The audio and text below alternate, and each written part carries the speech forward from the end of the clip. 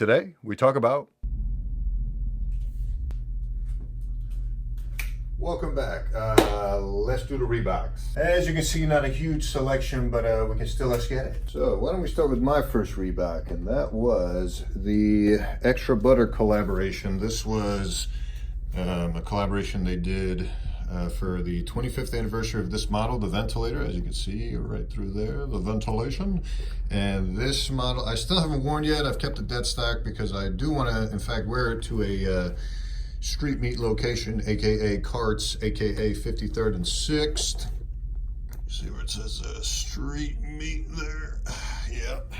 So yeah, this was a very well done collaboration. When I first started getting into sneakers, I found out about this very model, and you know, they gave you the option of white and red laces for the white and red source. Obviously, I'm a fan of a little bit of both, so I did that with the laces. Same thing with the Reebok logo. You get the white stripe for the white sauce, red stripe for the red sauce, all the different shades of brown signifying the meats. We have the meats, Arby's shirt, and then a little flecks of yellow for the rice that you get, and then those little hits of pinks, those little bops, if you will, are to signify the uncooked meats that you'll sometimes get in there. And then the green is the lettuce. There you go. So there you go. Wish this gosh darn thing would focus by itself, but I guess not. So there you go.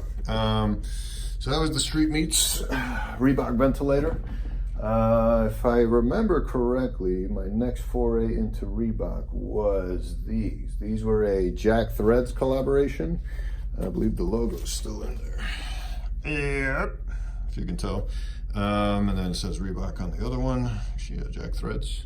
There you go, JT. Although you don't really hear about him much. The only context I'd ever even heard about him was in terms of this collab. And I thought they absolutely crushed it, especially stock photos. These have been worn, obviously. Very comfortable, good looking mesh on the toe box there. Hey, yo. Nice little bops of orange. Otherwise, a clean looking Reebok silhouette there. You see the tongue logo, the old school logo there. And that's about it. So these were Reebok nylons in the JackThreads collab colorway, I suppose. But yeah, I thought they really nailed that one. Great fall shoe. I want to say I next, probably these. I messed up. I got the Reebok Question Lows instead of the Reebok Question Mids, which are the OGs that Iverson debuted when he came into the league. And they called them the questions because there's, I guess, questions as to what potential I had. But now we all know that he more than surpassed the hype, was a revolutionary player in NBA history. And so I had to get these shoes. Now, of course, like I said, these are the wrong ones. I'm waiting for the mids to re-retro so I can get those and get rid of these. But hey, yo. Next, I think I probably forayed into one of the most hated sneakers in my collection. One of the, maybe not hated, but definitely considered one of the most ugly, if not the ugliest sneaker in my collection. That would be the Reebok Insta Pump Furies in the original Citron colorway. The pump technically still works, but maybe not anymore. You see the back logo there. Very tough shoe to pull off. Very, very tough shoe to pull off. I have yet to wear them, but it is what it is. Speaking of pump technology, the very first sneaker with said pump technology, the original Reebok pump in the super OD 90s high top style. Reebok, the pump, the release valve back there, super comfy, cushy type of shoe. I've enjoyed wearing it. I think I just wore it once to an actual Reebok event in the city. Actually, I think I wore it once one other time, I think to stand up, if I'm not mistaken. See the pumper right there. Bringing you back old school, baby.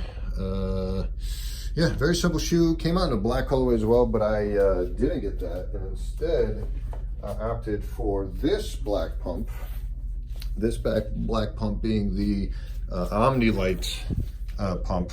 And this was what D Brown wore when he won the dunk contest, when he was doing the blindfolded dunk. Hey, yo.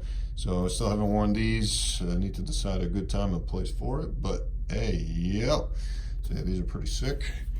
And then who can forget another historic piece of the pump line, the Shaq Attacks the original Reebok shoe of Shaquille O'Neal.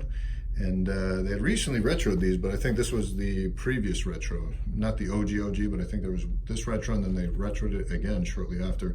There's the bottom there, if you want more detail on that. Oof, I'm out of breath. That's not good. The cage is starting to yellow a little bit. The logo's starting to yellow a little bit, but otherwise, I mean, it looks in pretty good shape. Still haven't found a reason to wear these yet, but hey, yo, kind of hard to do these days with these older, not aged well 90s styles, especially from players that were not exactly well known for their sneaker stuff. What a deal. Oh, what a deal. And I think we're down to the last, or no, down to the 3 last ones. Speaking of Iverson, these are the, instead of the questions, these came out as the answer line. So this was the answer 4, and this one has AI's face right there. And DMX, which I found out stands for something specific to the answer line's cushioning technology, if I'm not mistaken. Also, it says written there, only the strong survive. You see the I3 logo, which I believe debuted with the answer line. So that's all from Reebok, baby, if I'm not mistaken. This being the tuxedo shoe, the other well-hated shoe on this segment, or on the Ugly Six segment of the sneaker collection ish. You see the other side there with the other logo. This is obviously the shoe that he stepped over Ty Lue in the finals when Philadelphia was playing the Lakers for the 2001 championship. The one game that they won, where AI went off for a ton of points, but otherwise they got gentlemen swept, I guess you could say. Speaking of a performance, let's talk about the Kamikaze 2s. So there was a Kamikaze 1, this was the Kamikaze 2. The model that was really brought home by Sean Kemp. Very bouncy, if you will, NBA player for the Seattle Supersonics, hence the colorway. And he was remarkably well known for this shoe because he put up a ton of good numbers. I believe it was the year they went to the finals, if I'm not mistaken. But regardless, the more impressive thing that was done in the shoe is the dunk that he had over, I forget who, but I believe it was against the Warriors, and he gave him the most awesome performance in terms of heckling I've ever seen right after, or taunting, I should say, right after hitting that with pointing fingers and ish. Just YouTube Sean Kemp Supersonics disrespectful dunk, something like that. It should pop up, or just any highlight reel of his, you'll see it.